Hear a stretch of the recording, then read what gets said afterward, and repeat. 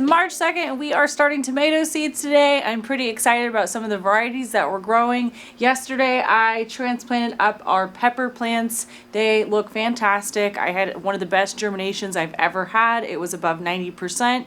And the onions, we also got those trimmed and transplanted up. So this is what I'm working on today. Hopefully I am not going to regret starting them this early. And if I can get to it, I will also start some flowers.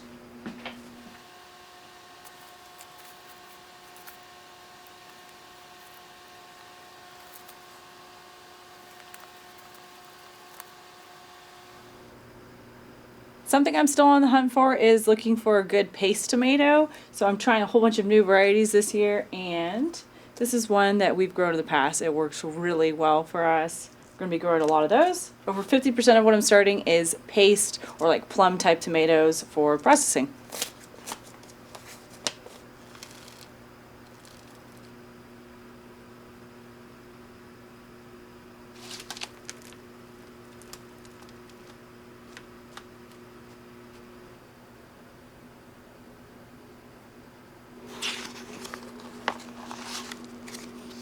We got violas and pansies done, and if you've ever seen Alice in Wonderland, that is exactly what this reminds me of.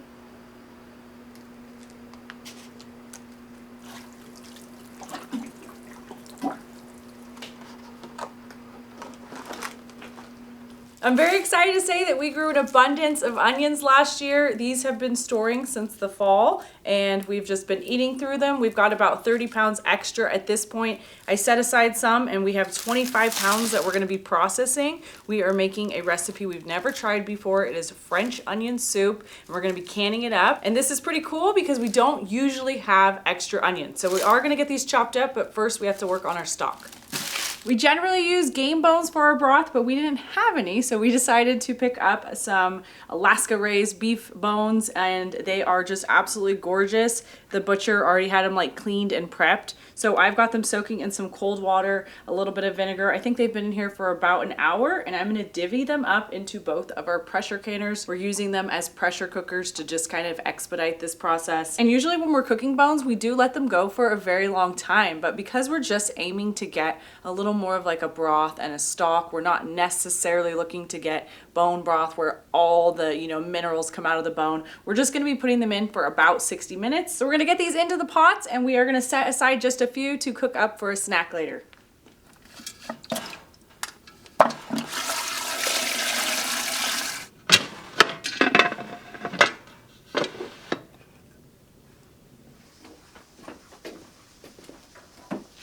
Let's talk onions. We're doing this outside to help with some of the crying and the burning that onions are notorious for. We are using a whole slew of onions and shallots. Actually, we have some brown cooking onions, yellow, some sweet varieties, and red onions as well. I think I even have a blush variety right here. For this recipe, you do want to cut the onions cross-cut, so like right down the middle. And when you do that in this fashion, you actually like cut through and break the cells, and the onion is super potent and pungent, will make you cry, all of that good stuff. But if you cut your onion or shallot long ways from the roots to the stem, they say that that fashion won't actually make you cry as much. We've got our protection today, which is going to be some eye goggles, and we're gonna hope that works.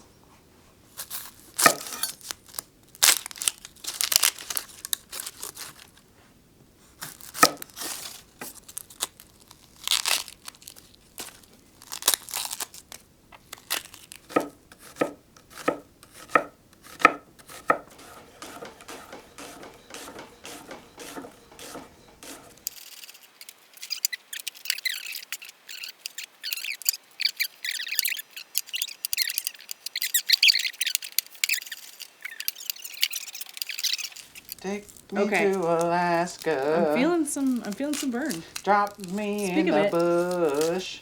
Yeah, the only time I cried was the grand finale of American Idol. But Did you used to watch American Idol then? when it first came out, are you kidding me? That was a great family show. Were you a 𝐀𝐢𝐸𝐸𝐸 fan or not? Thank you, hon. This is really cutting down on my time. Oh my gosh, have we only done like half of them?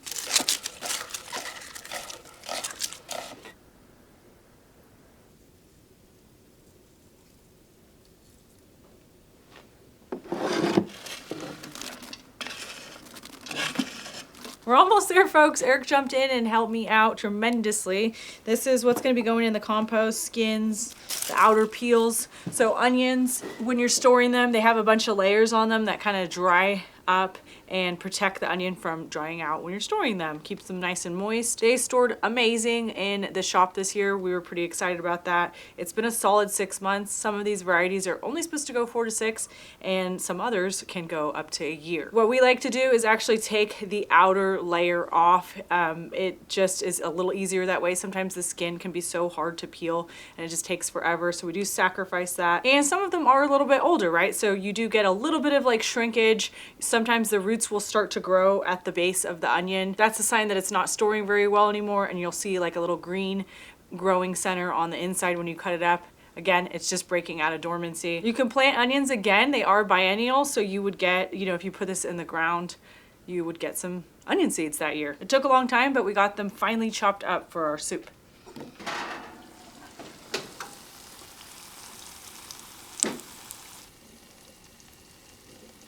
I believe this is the first time we've had beef marrow, or the bone marrow. We have done moose and caribou. Interested to see how this one tastes. It took about 20 minutes at 425 to get them nice and bubbly and hot, and they're just like, it's like butter. Very delicious.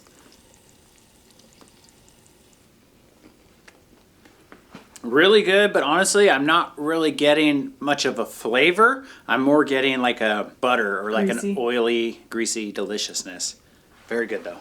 I forgot to mention that the goggles did work fantastic, as well as cutting them outside, because Eric didn't have any eye protection on and he said the onions didn't bother him at all. So this next step is very simple. We are going to be getting those caramelized onions, but first we have to sweat them. So I'm going to be adding some butter down. We're going to add all of our onions. We're going to add garlic, thyme, a few cups of some dry white wine. We're going to keep an eye on them and stir them as needed, and then we will remove the lid and caramelize the onions.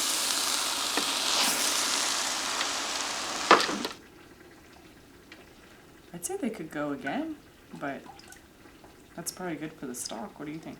I think the chickens would like to eat those.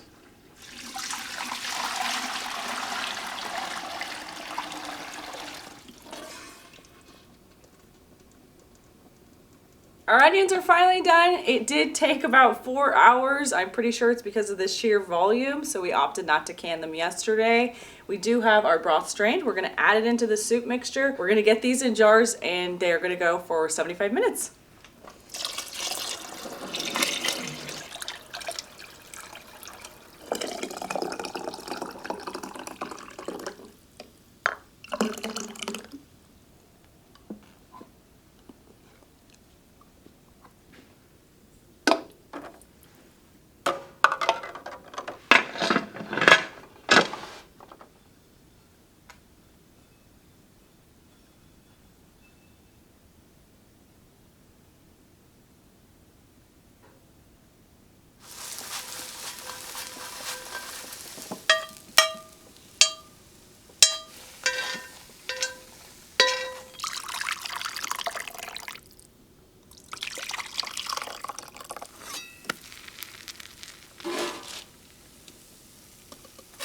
We ended up with 26 jars and only one didn't seal, which is not too bad. For dinner, we have some of the soup with some toasted bread and cheese, and we had some frozen gnocchi and Brussels in the freezer. We're gonna wait till tomorrow to clean those and label them and get them out to the canning rack.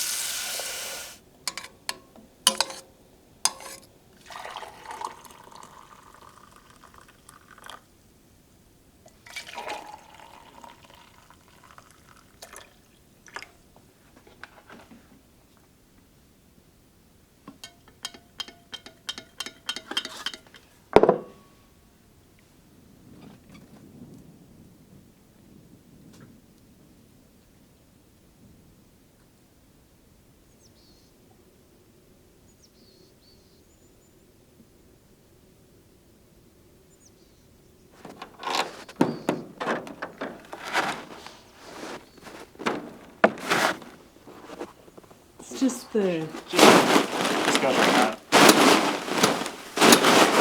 Just smelling it. Oh, it's like.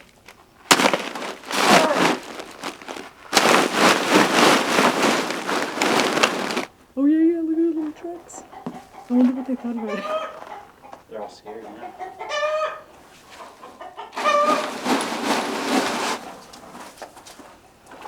The chickens gave us the signal. It's officially spring. I went in here and opened their little door that gets them into their outside run, and they actually went outside, much to my surprise. And we're not having to use the generator as often.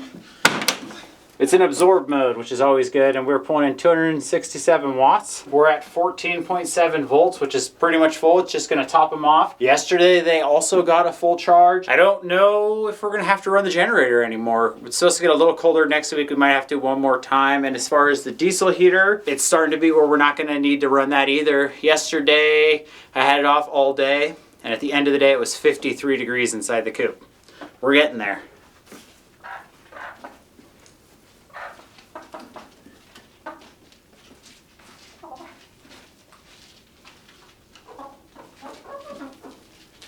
How many months have we been here now? 5?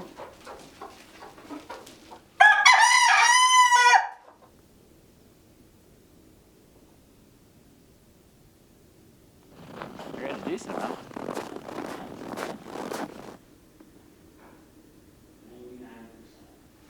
It's 1 o'clock p.m. exactly. 1 o'clock p.m. 1.2 kilowatts, which is 1200 watts. It says solar today. We've brought in 7.4 kilowatt hours, and our batteries are 24 kilowatt hours. It's also a great time of year for the solar on the main solar system. About halfway through February, I started to notice that the solar panels were giving like an actual charge to the batteries and bumping them up a little bit during the day. The most watts I've physically come out and seen with my eyes is 2,000 watts of solar coming in, which is great. And just right now, our batteries have hit 100%. That's kind of cool because this inverter, when you hook it up to a generator, the way it's set up, it only actually charges it to 95%. The generator ran last night into early morning, and then the sun came out, and we've topped them off.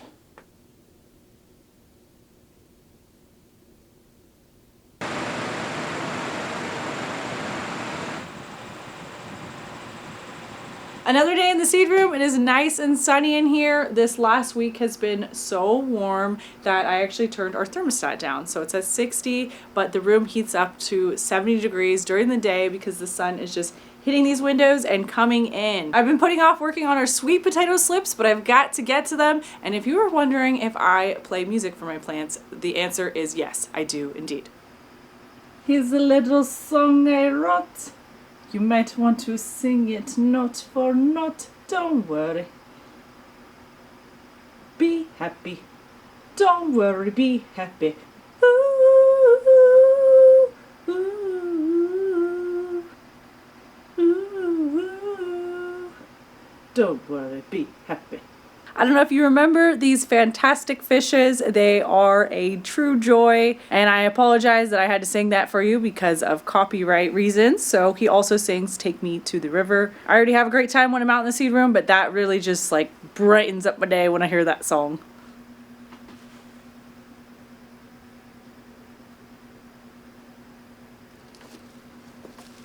All right. Go.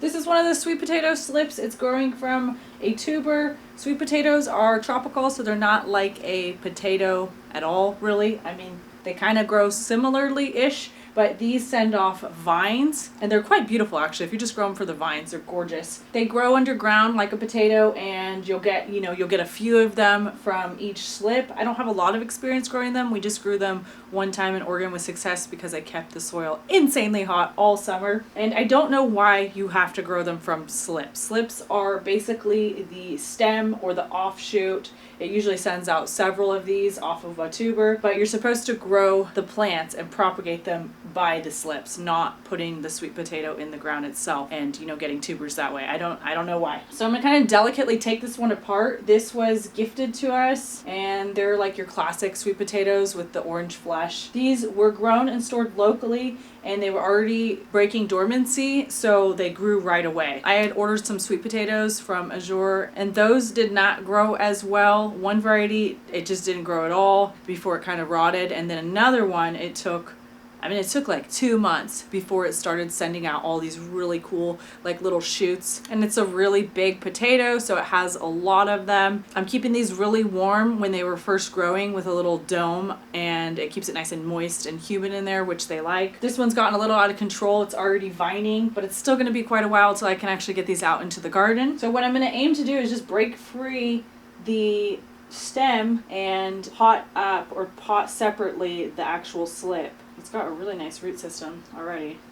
Where is she? Right there? I think you just have one little lady, don't you? You got more than one. That's the original sweet potato. It has roots growing from the back. I'm not sure if it's trying to put another shoot out in that direction. I'll check. This one has a great root system.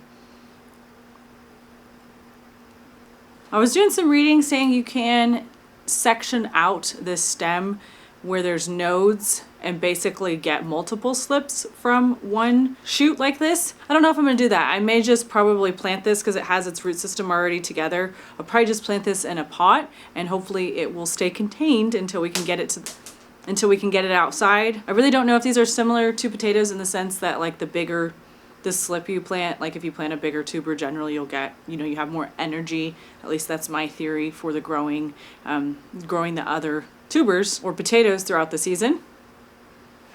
Get this in a pot.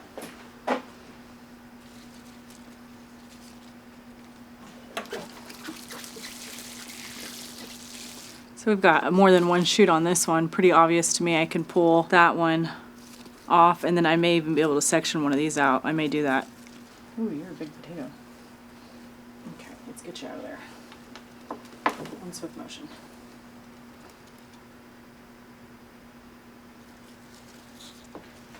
Okay, there we go.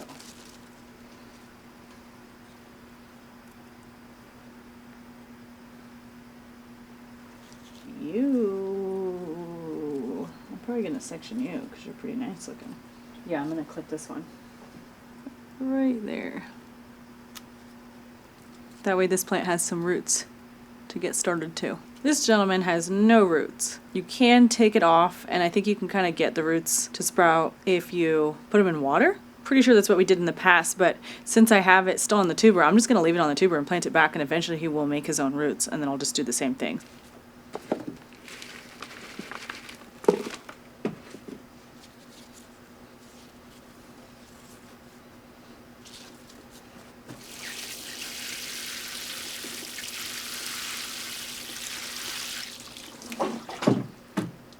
This is the one I was talking about, so it's got a lot of shoots off of it. The actual potato is looking a twee bit moldy in there. This is a bunch. This has over a dozen slips on it. Amazing. And this is a purple variety with a purple skin. I don't know the name, so it's going to be unknown. Whoa! You got a lot of life, my friend. So much energy. It's insane. What a monster you are.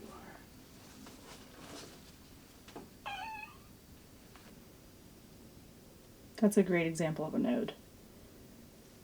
They're sending off roots up here and down here. And this thing is covered. Just spin the other way.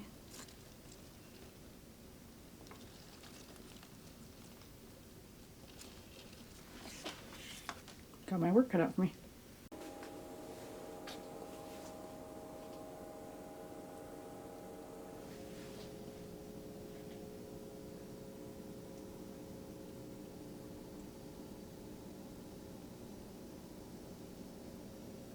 So I ended up with 20 slips. That's quite a bit, and some of them are actually a bunch of the extras. I just put those in one small pot, and this is our ginger and turmeric. Some of them are reaching the top of this dome here. I kind of wish I picked more of these up. They're freaking awesome. They're like I don't know if that's 6 inches or what that is, but they're amazing. You can see it's like super steamy and moist in there. I have some turmeric growing in here, and I think it's already sprouted. I can see a leaf of turmeric, actually. It's right here. It looks quite a bit different than the ginger. I've got some lemongrass in there too. So the ginger grows super slow, and we had one original plant last winter. It was beautiful, and it pretty much met its demise when I put it outside in the summer. It did okay, but it doesn't like nights below 50, and we pretty much have nights always below 50. And then when fall came and I went to harvest some of it, we got some baby ginger off of it. I kind of like threw it back together and then just neglected it for a while when we had our first few frosts, and it wasn't happy. So it ended up kind of getting a little bit of rot and getting frozen, and I dissected it, and these are all the little babies. But it's a long road ahead. It's like 10 months till you can harvest it. So if these have some roots on them, not just the actual sprouts, I will put them in little pots and we will start that process all over again. Okay guys. How you feeling in there today? You look gorgeous. That's a piece of grass. Oh, yeah. Oh, lovely. So that's a rhizome of ginger, and she has 3 sprouts. We're gonna get you in a pot, little lady. So that shoot was actually beneath the soil, and you can see this rhizome right here.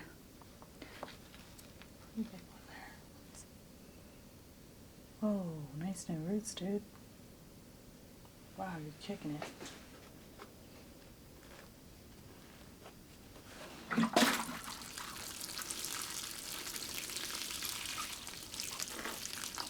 Back onto the heat mat you go.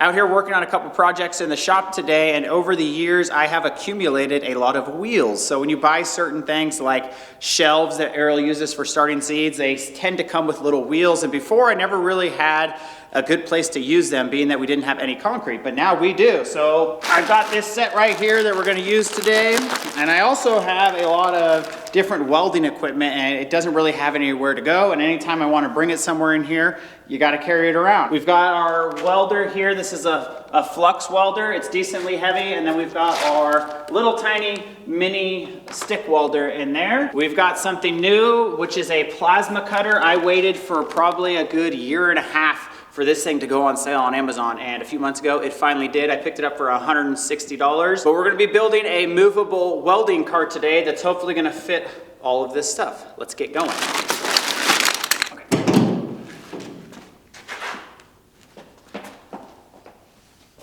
How much further can you go your way?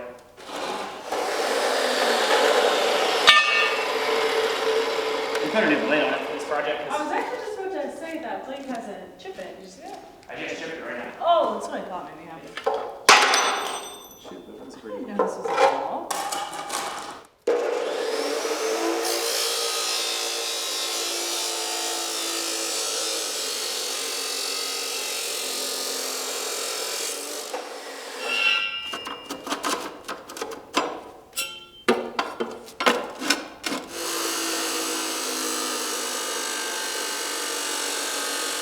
That'll be the front. So we'll go 20 by 30. I've got another birdie, and she's watching what we have going on, so I'm going to protect her from the welding.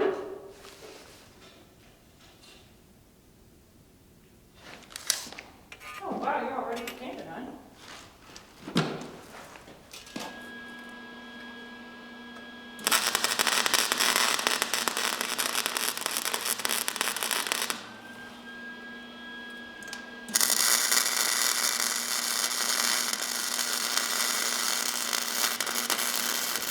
It's only like less than a foot wide. So we need a foot. Yeah, so if we just go to right where this lid goes, you know what I mean? Right here. We'll go 13. Go down. Down? A little more. A little more. Right there's good, thank you.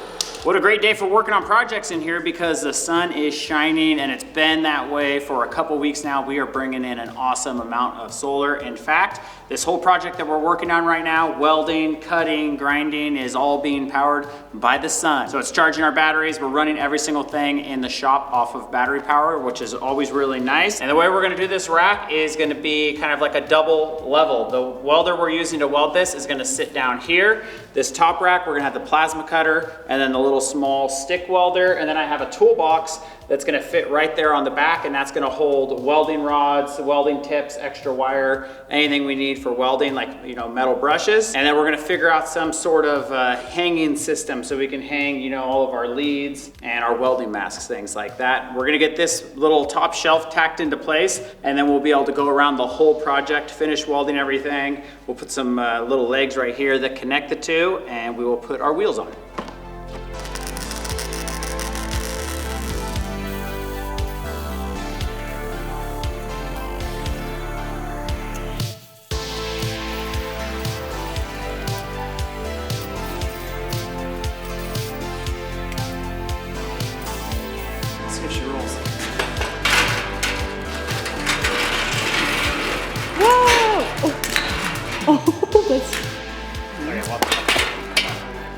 I like it.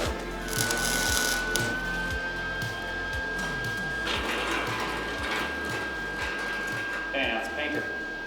I had two questions. Well, I was saying I remember we talked about finishing that room in the spring. We were probably not going to do it till next winter.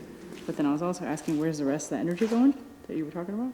Like 1,500 watts going to everything we're powering, and then 1,600 watts is going to charge the batteries. All right, we got to wipe it down with some mineral spirits.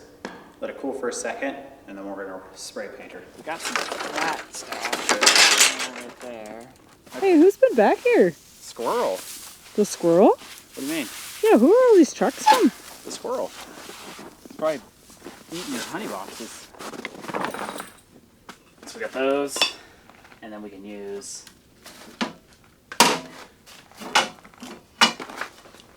knew we'd use this for something. I knew I'd use it for something. Yeah, I know.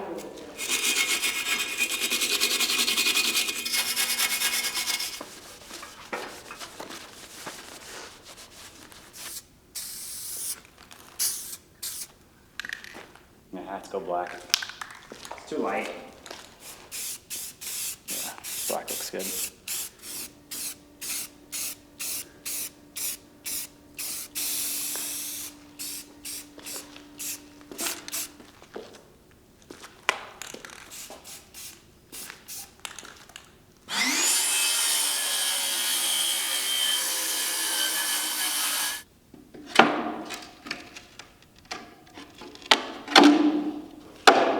That'll work, right? That's heavy.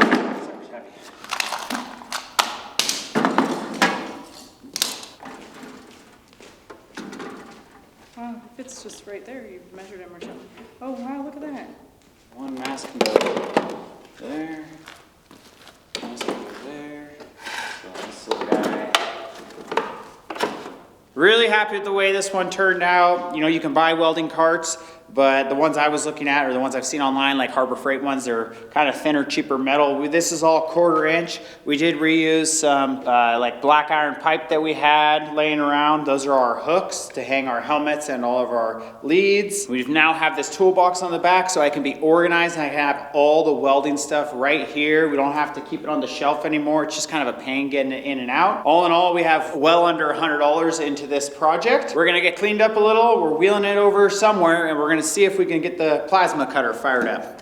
Your bolts are nice, huh? I like it. I know. Oh, look, we got our gloves we can put here. You can stick the gloves right there.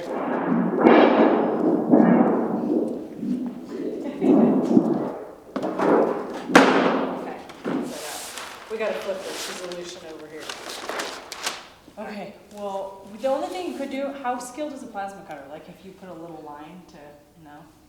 Not that skilled? Like just have a little tiny thin thing holding it on there. That's a no-go. This is my first time ever using a plasma cutter. Gotcha. We'll be lucky if we get this thing to even look like the state.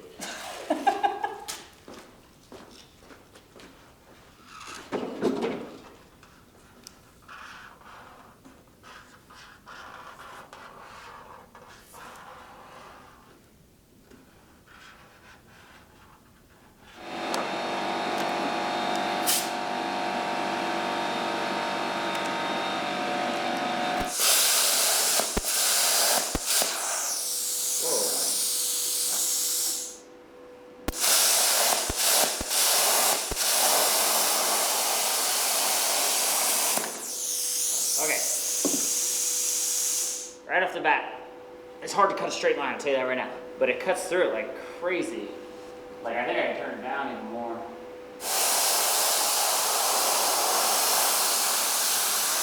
I was moving too slow. Oh. It's so thin that you gotta hit it and...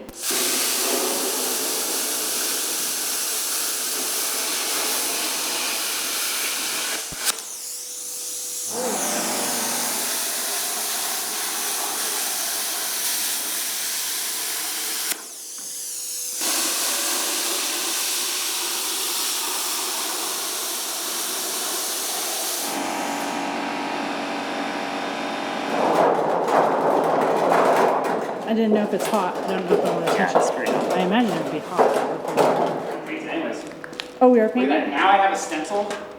I can put this on something and paint it. Or I was thinking how cool if you did this on the smoker. You put this on there and then you burned it with a torch. Oh my gee, that's a great idea. Eek! Man, that looks good. Oh, there.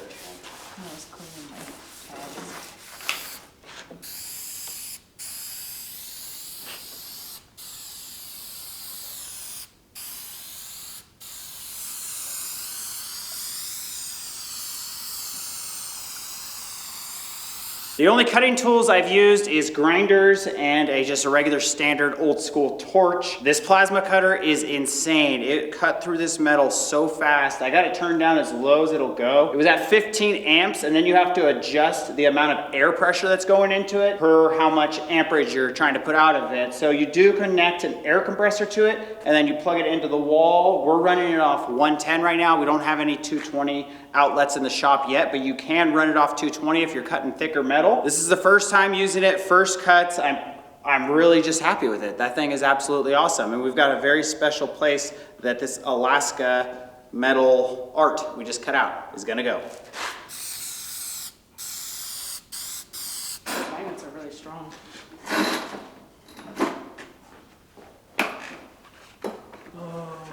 Like right there, at an angle like that? No, you want the straight one. You want this.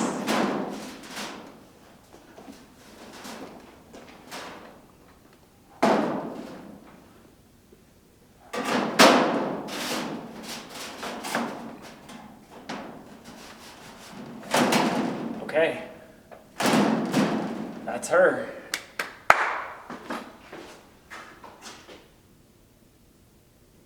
I kind of just want to put it on everything now. It makes it look so cool. That's what it needed. It needed that. Man, that's an awesome earth. Good job, hun. It looks beautiful. Okay. Let's head in.